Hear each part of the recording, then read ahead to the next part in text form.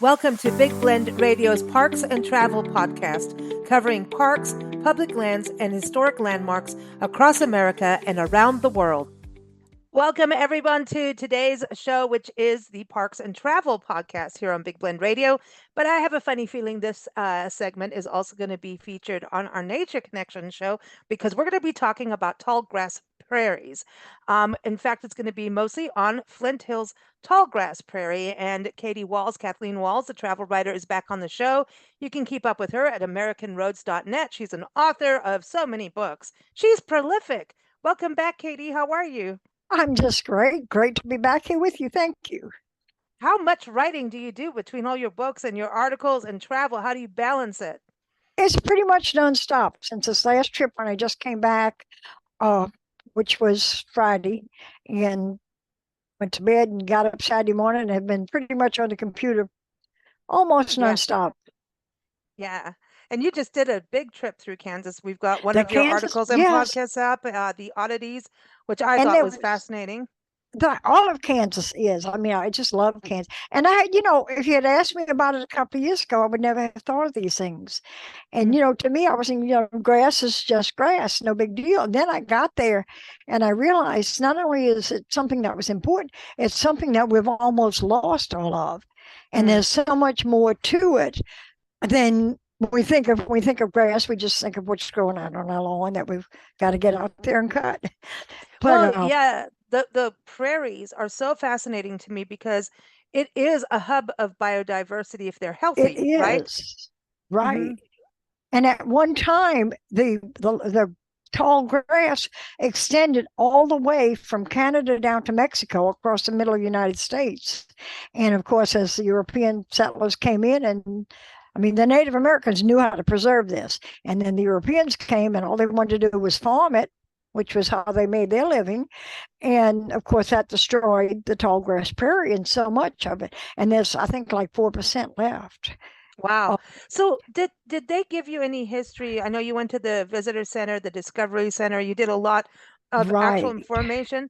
Did the Dust Bowl occur in where these prairies are, or did the Dust Bowl also happen? I mean, agriculture was part of it. There was a lot of change of what happened in the Dust Bowl in Kansas, but Right. did I the think that loss of was tallgrass prairie, did that kind of the prairie. I don't help? think would have been affected. We didn't really get into that very much, but I don't think Okay. the prairie would have been because the reason with the Dust Bowl is a farmer continually planting. They didn't know about rotating crops and they plant, plant, plant, plant. And this was nothing to hold the soil there. Mm. Whereas when you've got the grasslands, there's and it's amazing how deep the roots to these grasses go.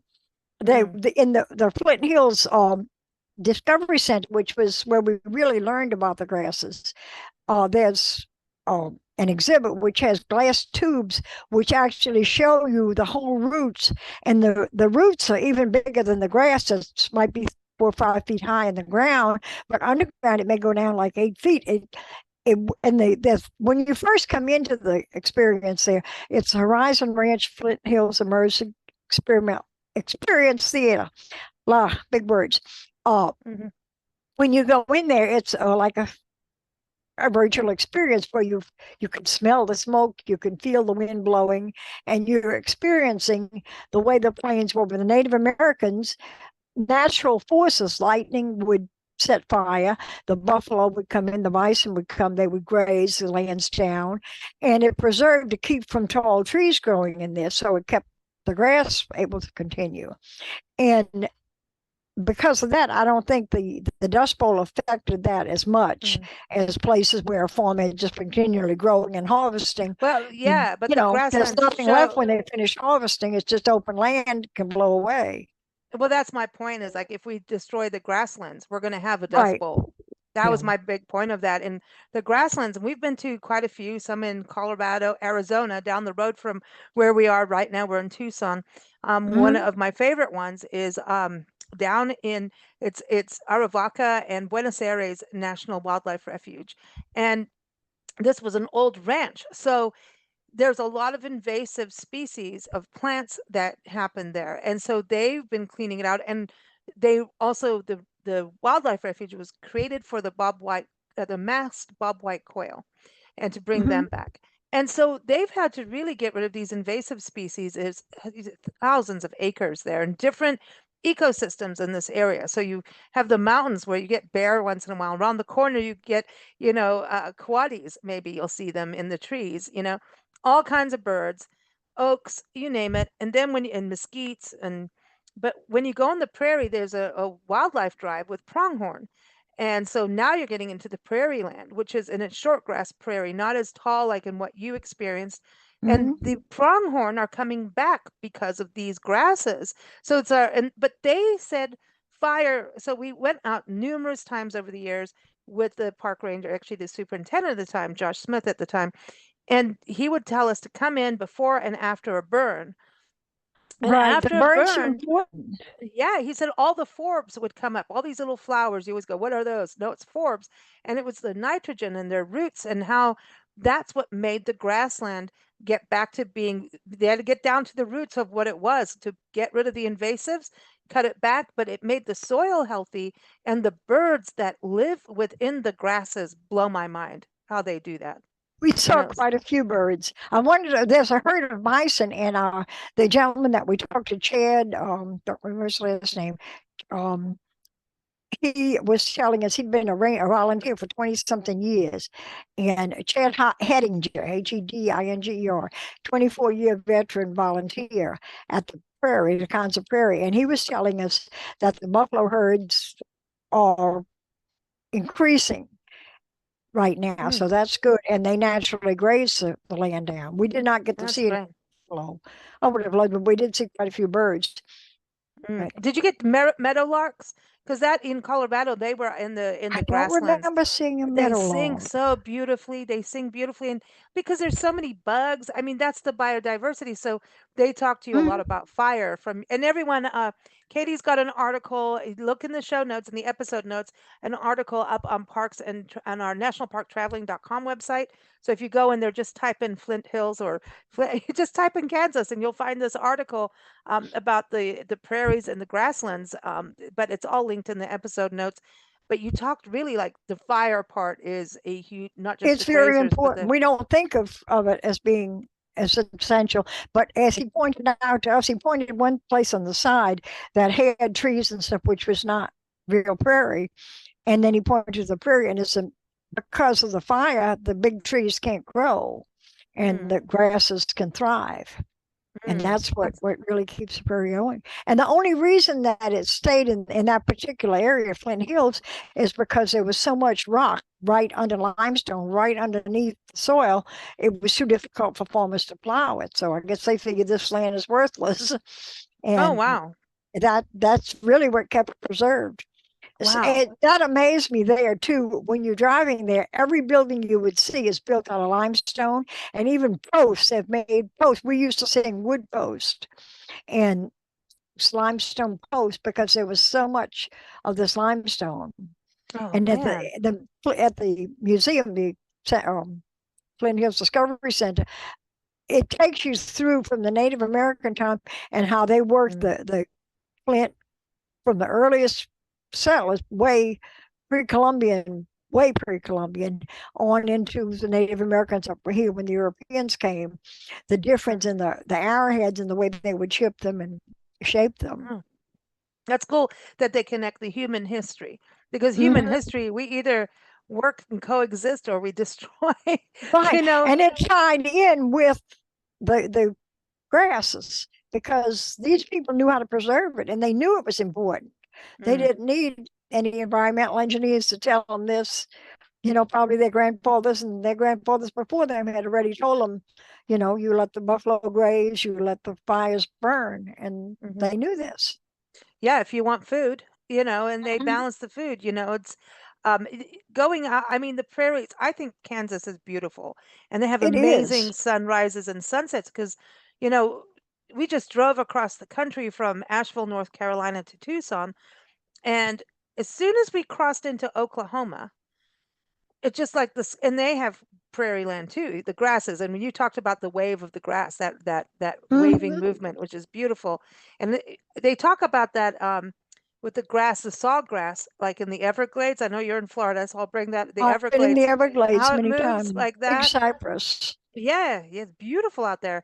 So that's like your underwater grass, right? But Right, but it's a whole different type of feeling. I never yeah, understood when they talked about seeing a wave of grass. But when you're there and the wind blows, this grass ripples, just as if you it's would see the beautiful. sea rippling.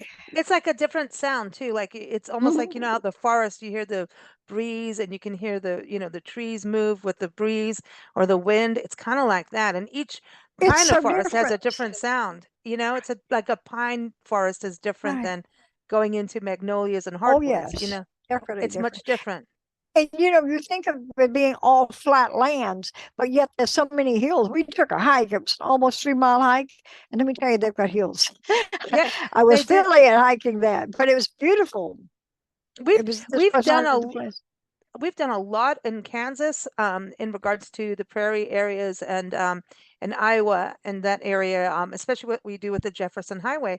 And, you know, like I was saying, even Oklahoma, those grasslands and the prairie, you know, everything opens up and it's green and it's thick and there's birds. You can just hear them. And it's just this, I don't know, it's beautiful. I think the Midwest is absolutely It gorgeous. is. It's an amazing place, and it gets overlooked. People Hmm. just think, oh, flyby states, and yet there is so much there.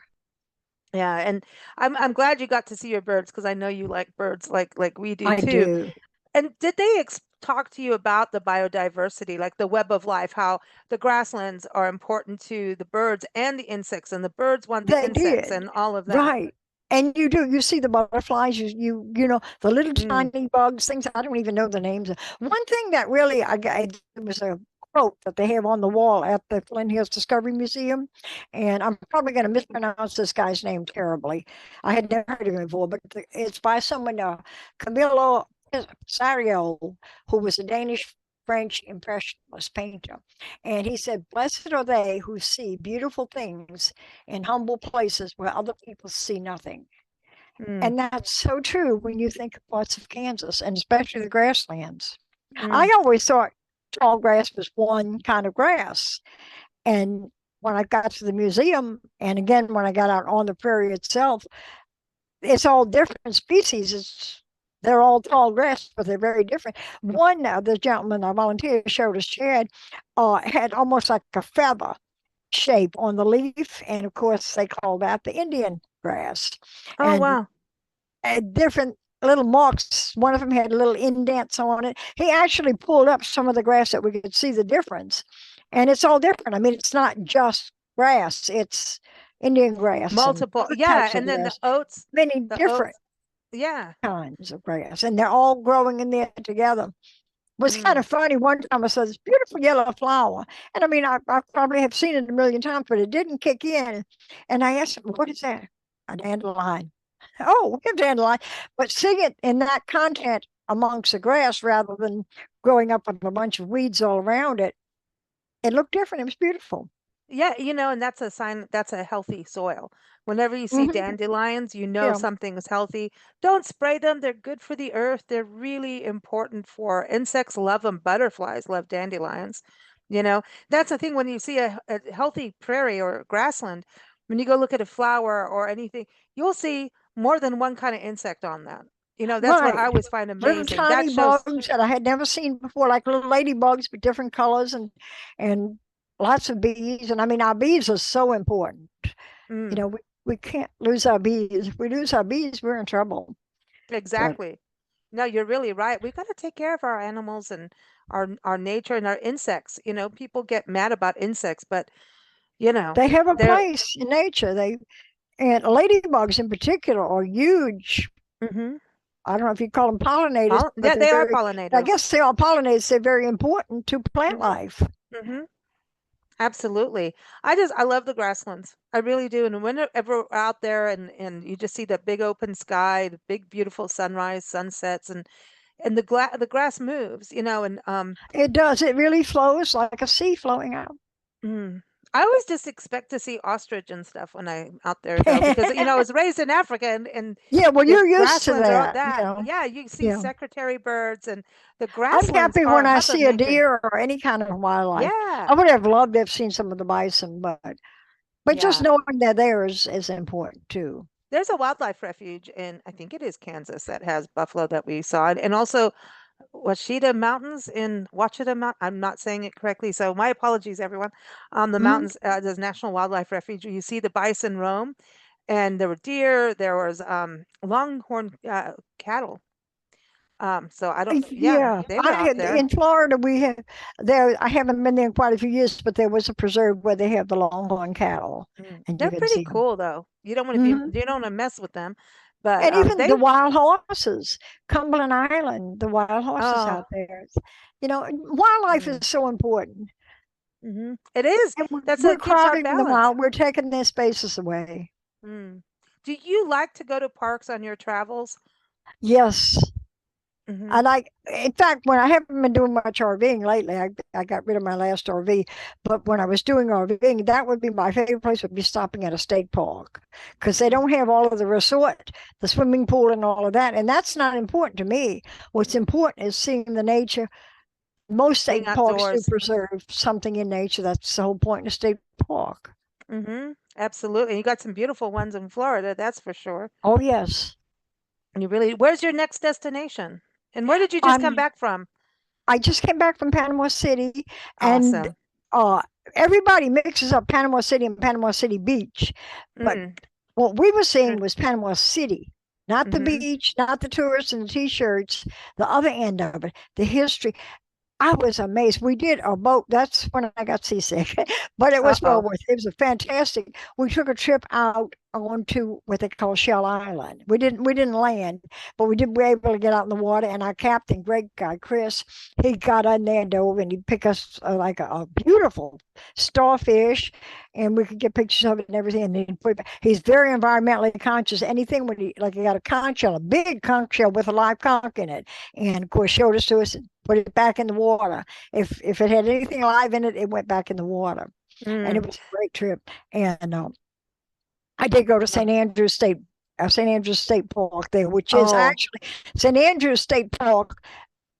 Panama City is separated from Panama City Beach by St. Andrews Bay, and the state park is really on the beach side, but we were on the bay side of it, seeing it mostly, and it's Mm. beautiful park.